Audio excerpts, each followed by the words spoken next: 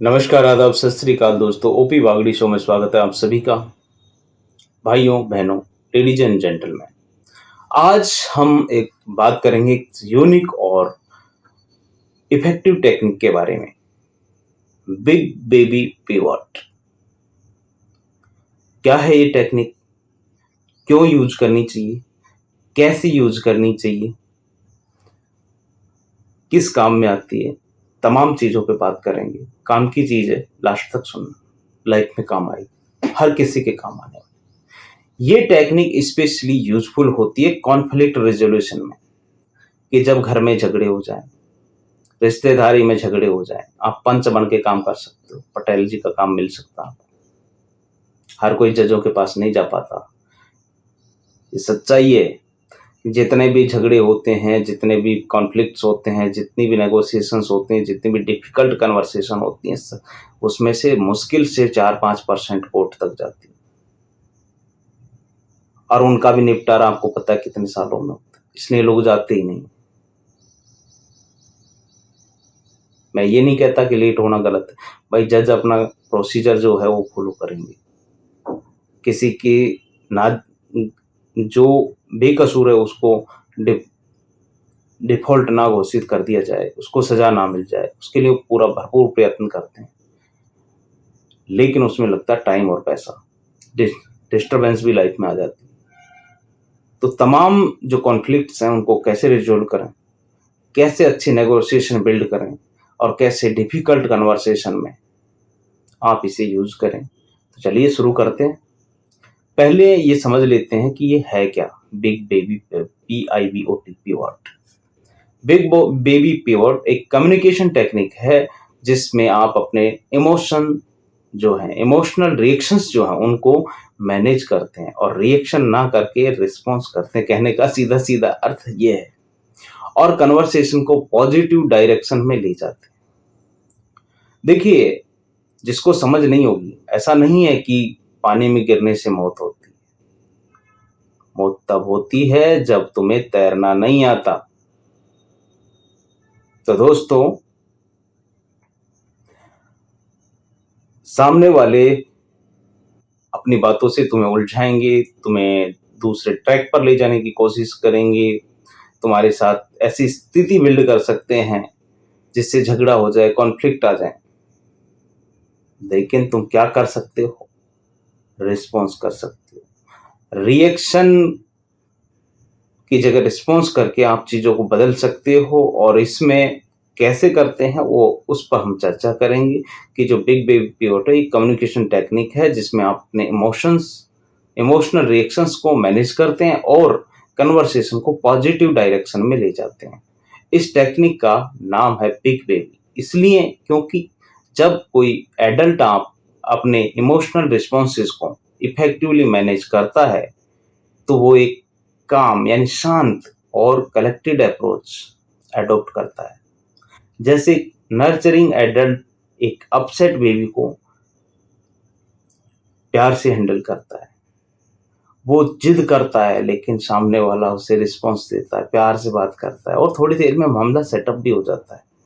यानी कि दो बेबी हैं, ऐसी संकल्पना है कि एक छोटा बेबी जिद कर रहा है, परेशान कर रहा है, और एक बड़ा जो बेबी है यानी आदमी है, एडल्ट है, वो उसे हैंडल कर रहा है। उसी के साथ रिस्पॉन्स नहीं कर रहा, वो रिएक्शन नहीं कर रहा, रिस्पॉन्स कर रहा है। Why we use this method, big baby method. इस टेक्निक का यूज आपको डिफिकल्ट सिचुएशन में काम यानी शांत रहने और कंपोज्ड रहने में मदद करता है। ये आपको इमोशनली चार्ज्ड कन्वर्सेशन में कंट्रोल और बैलेंस मेंटेन करने में हेल्प करता है। आप तमाम जगह तब फंस जाते हैं जब आप इमोशनल हो जाते हैं। ये सच है कि अगर आप इमोशनल नहीं होंगे तो आप बहुत सारी जगह से बच जाते हैं। आप जब इमोशनल हो जाते हैं, जब आप रिएक्शन देने लग पड़ते हैं, सामने वाले को सब समझ में आती है, जो समझदार होता है उसको, कि आप रिएक्शन दे रहे हैं और आपको उलझाया जा सकता है। तो जब ये आपकी इमोशनली चार्ज्ड कन्वर्सेशन में कंट्रोल और बैलेंस मेंटेन करने में हेल्प करता है, जिससे आप अपने गोल्स अचीव करते हैं। और पॉजिटिव आउटकम्स इंश्योर करने में सक्सेसफुल होते हैं। अब हम ये देख लेते हैं कैसे इसे यूज करें, इस टेक्निक को किस तरह यूज किया जा सकता है। पहली चीज है कि रिकॉग्नाइज योर इमोशनल ट्रिगर्स। कुछ ऐसी चीजें होती हैं हर किसी की लाइफ में जो उसे बोल दी जाए तो ट्रिगर हो जाता है। सबसे पहले अपने इमोशनल ट्रिगर्स को रिकॉग्नाइज करें, पहचानें। जब आपको लगता है कि कन्वर्सेशन टेंस यानी कि परेशान करने वाली या इमोशनल हो रही है, तो अपने इमोशंस को आइडेंटिफाई करें और अवेयरनेस आपको कंट्रोल मेंटेन करने में मदद करती है।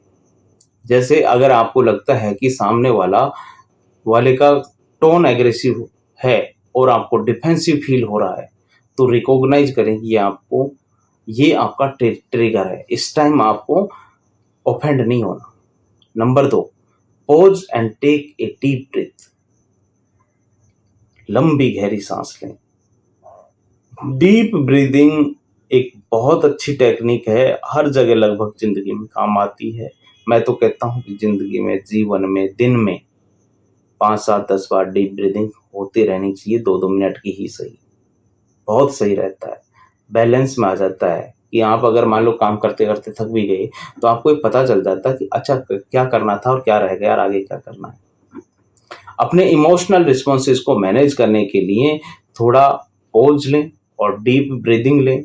ये आपके नर्वस सिस्टम को काम करता है, शांत करता है और आपको कंपोज्ड रहने में मदद करता है। जैसे कि अगर एग्रेसिव टोन सुनते ही एक डीप ब्रीदिंग लें और मेंटली प्रिपेयर हो जाएं कि काम रिस्पॉन्स देना है, शांत रहना है, भड़कना नहीं है, गुस्सा नहीं करना, तो ये चीज़ काम करती है। Number 3, pivot to empathy.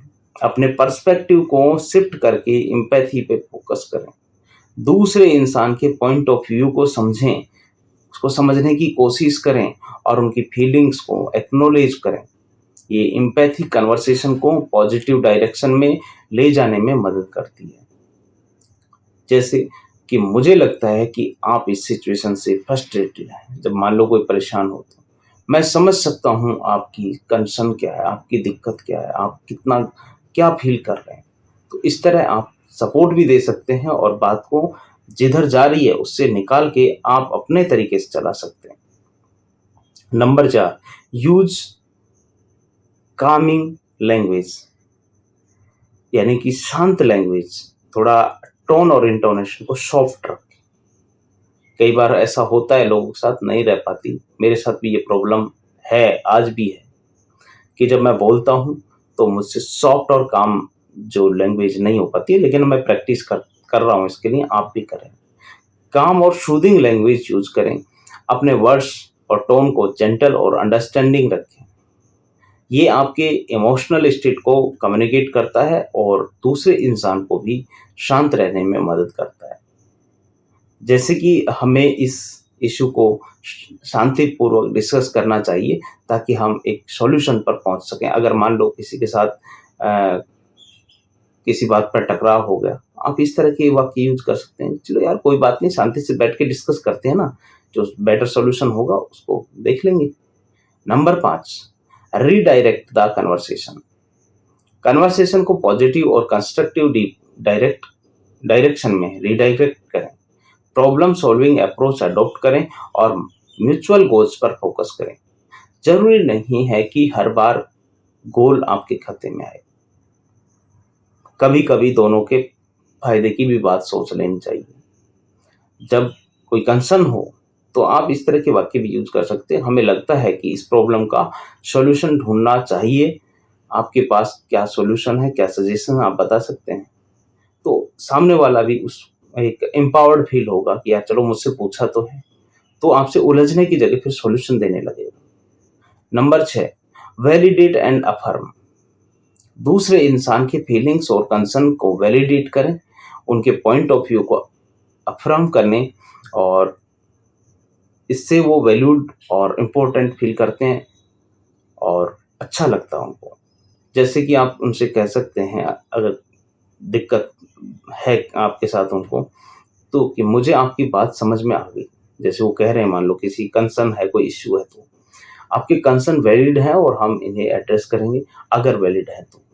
अगर नहीं है तो ज़बरदस्ती आप उनको मानने की कोशिश ना करें। लेकिन अगर कोई इश्यू लेके आया है और उसका कंसर्न वैलिड है, तो आप उसे तवज्जो दें। प्रैक्टिकल एप्लीकेशंस क्या-क्या हो सकते हैं इस टेक्निक के? भाई कॉन्फ्लिक्ट रेज़ोल्यूशन में हो सकते हैं। कॉन्फ्लिक्ट रेज़ोल्यूशन में इस टेक्निक का यूज़ करना बहुत इफ़ेक्टिव होता है। अपने इमोशंस ट्रिगर जब होते हैं तो उनको मैनेज कर सकते हैं।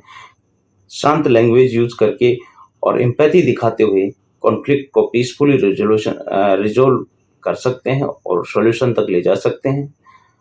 जैसे कई बार टीम की मीटिंग में अगर कोई डिसएग्रीमेंट हो गया, आपका बॉस से आपके साथ कोई डिसएग्रीमेंट है, तो शांति के साथ एम्पैथेटिक अप्रोच से टीम मेंबर्स को म्यूचुअली एग्रीएबल सॉल्यूशन पर लाया जा सकता है।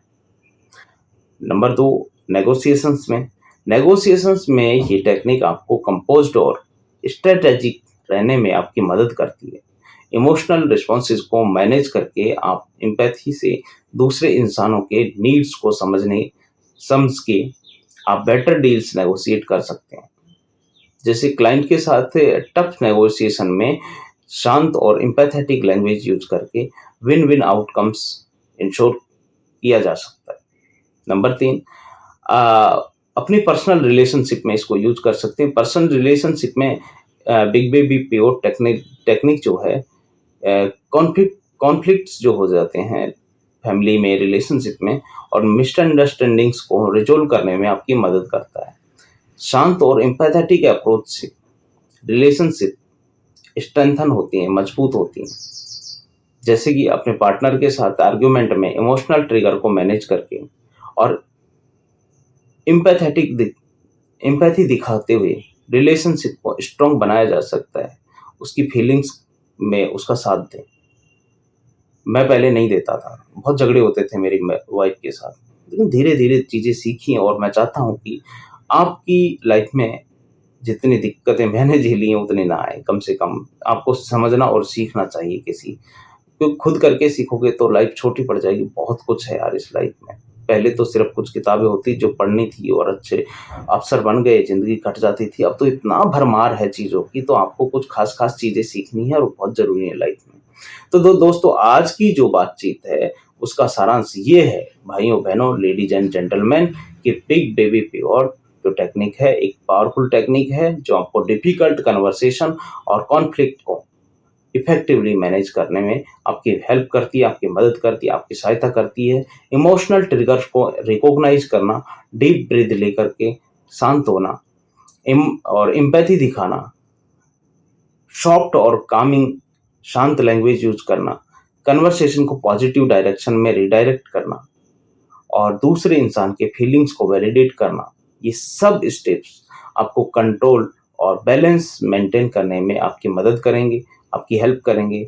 और इफ़ेक्टिव कम्युनिकेशन और स्ट्रॉन्ग रिलेशनशिप बिल्ड करने के लिए ये ज़रूरी है कि आप डिफ़िकल्ट सिचुएशन में शांत रहें, काम रहें और इस अप्रोच को एडॉप्ट करें। तो प्रैक्टिस करते रहिए, एम्पैथेटिक और काम शांति के साथ चलते रहें और अपने कम्युनिकेशन स्किल को कंटिन्यूअसली एनहांस करें, आगे बढ़ें। Thank you very much. जय हिंद, वंदे मातरम। फिर मिलेंगे।